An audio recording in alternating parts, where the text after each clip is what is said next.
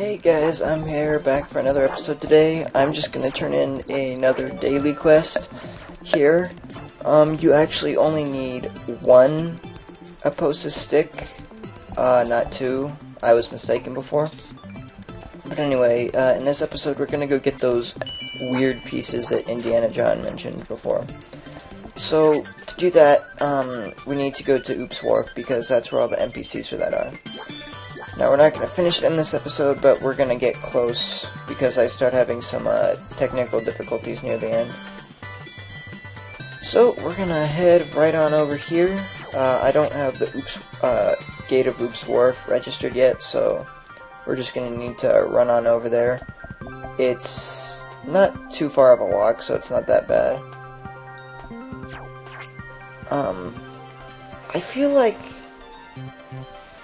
I feel like I didn't have the clips sped up as much, or I don't have them sped up as much this time as I did before, but I set them the same. I don't know, might just be me.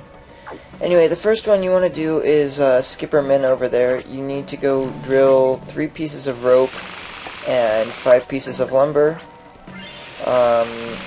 That can take a little while, so I do end up off-screening part of it. But I am going to drill as much as I can on screen for now.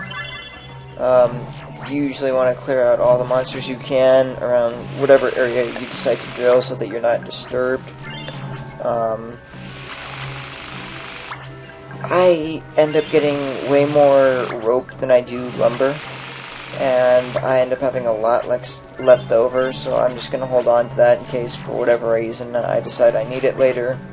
If I get to the point where I'm never going to need that, again, I'll just get rid of it. When you're drilling anywhere, you have a chance to find Poseidon's treasure. It'll come with a bunch of Galder coupons, and a free card, and a bunch of, useless food items. I don't really know what they're for, and quite honestly, I just think they're useless. So don't bother with the food items. Just open the card pack and use all your Galder coupons. Obviously, the higher level of an area you're drilling in, the more Galder coupons you'll get, or ones that are worth more gold, that is. Like in this area, I get 1,000s. If I were to be drilling in a further area, I might get 5 or 10,000s. So, that's fine. You are going to want to hold on to a decent chunk of 500 Galder coupons and 5 100 Galder coupons for pretty far later on, but you will need some Galder coupons regardless, so unless you want to go get them again, then just hold on to some for now. I know you need 5 100 Galder coupons, but I don't exactly recall how many 500s that you need. Anyway, as you can see, the drill rate for the lumber is kind of low, it seems like. I only have 2 so far, but I've gotten 6 ropes. Sea ivory, you want to keep most of the stuff you drill. Don't keep stuff like citron or topaz or stupid crap like that, but you might drill sea ivory or some statues. You're going to want to hold on to those for later. So, going back into the story quest, there are 3 NPCs here that each give you one of the different weird pieces, and you just need to do their quests. This is the only drilling one. The other 2 are monster hunting quests, but only one of them is really shorter.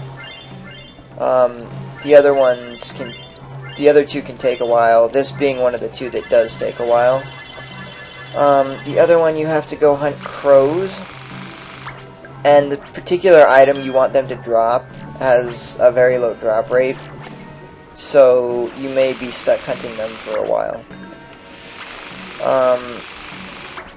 That being said, just make sure you have enough potions to last you. You may have to go back a couple times if you don't die and be sent back already.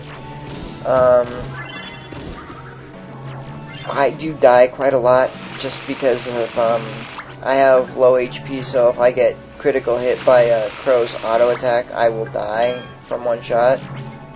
If I'm hit by their skills or by an auto attack that doesn't crit, I'm fine, but anyway. I'm almost level 55, which means I can start the key quest in Azteca soon, which is good. That'll give me a gateway to get a lot more experience. And I definitely think, well, at least it used to be this way. It's not so bad anymore, but going from level 51 to 55 used to... Oh, by the way, if you get voyage logs from any of the monsters here, you're going to want to keep those. You need some of them, but I don't remember which ones. Anyway, the gap from 51 to 55 used to be really bad because story quests didn't give you enough experience back in the day, at least the way I remember it, so you had to kind of grind some of it. But it's fine now. As you saw, I got to almost 55 from doing story quests, and then I'm going to get to 55 this episode. And then of course there's the problem of TM level. I need to get to TM 55 for my next skill. That might take a bit longer just because TM tends to go slower. I ended up cutting away to get the rest of the lumber here, so I have 5 now, and I'm going to turn that in. I got to level up in both areas, so it's definitely good. I'm going to sell... I drilled up an old iron cap. I'm going to sell some of the stuff I don't need. I do need to remember to register for this area, so you want to make sure you register, talk to the NPC a second time. Otherwise it won't count. And then I'm going to sell some of my excess equipment here, like the duck staff and all that crap. The graduation ring, it would be good, but like I said, I'm trying to make this a challenge run, and I don't want to use any of the beginner handouts. In this episode, I actually go through about 300-400 bullets or more, and most of that's off-screen. So the next NPC you're going to want to talk to is down here. You'll notice I also leveled basic detection up a bit because I'm going to start getting into ground that's too deep soon, and since I have 20 skill points, I may as well just level that up now. You want to go talk to Gia down here, and then go hunt crows for their bell clusters. Now, like I mentioned before, this is a item with actually a really low drop rate, so this could take you a while, especially if you have trouble finding a lot of crows. I'd recommend going to Wharfield 2 because there aren't as many here in Wharfield 3 where I am now. It's easier to find them in 2. As you can see, I haven't even found any here yet. Strategy I'd recommend for going at this is, that depends on what class you are, really. Their arrow rush is pretty weak. It doesn't even kill me, and I have low magic resist and health. Just make sure you bring enough potions to keep yourself here. Of course, you're still low enough level to where you can just sit down and rest, and it'll only take like 10 seconds for you to get back to full health and mana. So that's another option. Because I'm stupid and I have my pause camera... Ooh, I got that card. I have my start and stop recording on page up, so that causes some problems for me when I try to sit up and sit down. I'll probably change that eventually, but I don't have any reason to right now. So, I actually spend about, I think, at least 30 minutes off camera hunting crows before I get the 2 bell clusters, so this quest will take you a while. And it could take you even longer if you're being slow about killing them, or just having bad luck finding them. So, I really don't know what to say now. I mean, it's just a strategy I'd recommend is, if you are a melee, so charm or power, make sure you have enough defense and health to take the crows on. They do have Berserker, so if they use that, that's especially hard to deal with for power and charm types, because for the most part they don't have a lot of range at this point. Maybe if you decided to get Galder Thrower for whatever reason on a charm type, you might have some range, but other than that, you don't really have a lot of range, so you want to kill the crows before they go into Berserker status. For charm and, or not charm, for sense and magic type, it doesn't really matter because you can stay out of their auto target range when they have Berserker on and just kill them from a safe distance. So, like I said, for power, definitely try to like 1 or 2 shot them so that they don't Berserk you. And if they do, you're just gonna have to back off from them. Yeah, see, 1 crit kills me. But you're gonna have to back off from them and not get hit by Berserker. That's about all I can say. Mages shouldn't be too worried about their mana arrow doing damage, simply because it does so little already, even with crits, that if you have the natural magic resist of a mage, then that's probably going to be doing little or no damage to you. So, the real thing you have to worry about, though, is their auto attacks, because they're pretty strong even without Berserker. Honestly, if you're a power or a charm type, you really don't have to worry unless they use Berserker, because you're going to have higher armor anyways.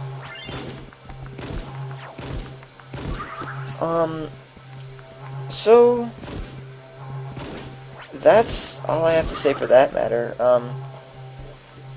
Take note, though, if you kill any of the pink ghosts, the Quiems, that you're going to want to pick up baby powder that they drop, because that's what you need for the last part of this story quest, is 3 baby powder.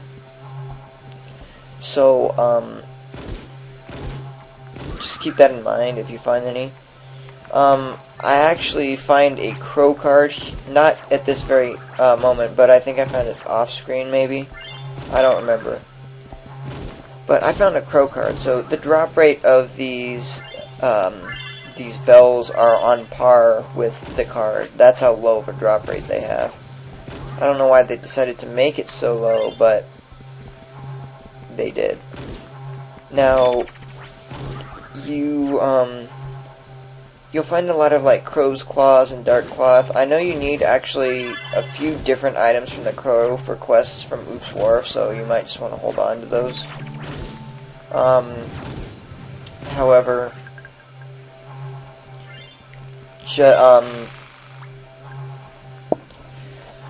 this point of the game is where it starts to get a bit boring just for a little while. I also had the sound cut out here. I ended up finishing the crow part because I got fed up and just did that off screen. So next you want to talk to Vagabond Eloy there and just go get the baby powders.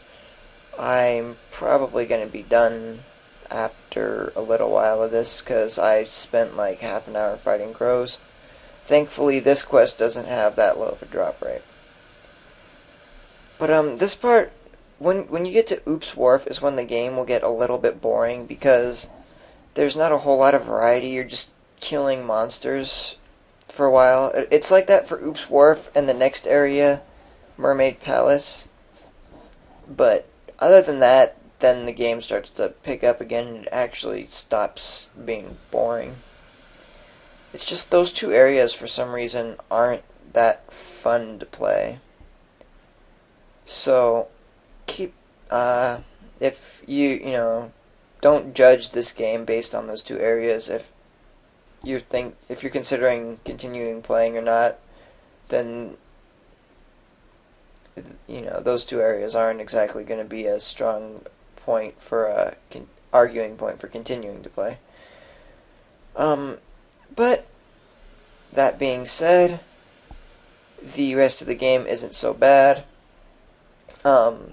when you start getting more skills is when it starts being fun, because then you can actually start thinking of more strategies and adding more variety to your playstyle. And when you get to the point where you have to fight monsters that are way, way, way stronger than you, and you actually have to use some amount of strategy for them, then it ends up being actually pretty fun. So I think I'm going to end the video soon. I just need one more baby powder, but I'll be getting that next time I do not find it in this video. One last thing, though. You're gonna be around level 65, 70 by the time you finish Azteca, because keep in mind, we're going back to Azteca after this to do the key quests there. You're going to be around level 65 or 70, and Azteca has a lot of drilling. So if you don't like drilling, you're going to be in for a long time in Azteca, but the difference between endless drilling and endless monster hunting like this has been is drilling, there's no risk of dying. You don't have to bring potions. You may have to bring drills, but those typically last you a lot longer than potions. I do have some technical difficulties here, and for some reason my game started lagging up a bunch. So I will talk to you guys next time. I'm going to end it here.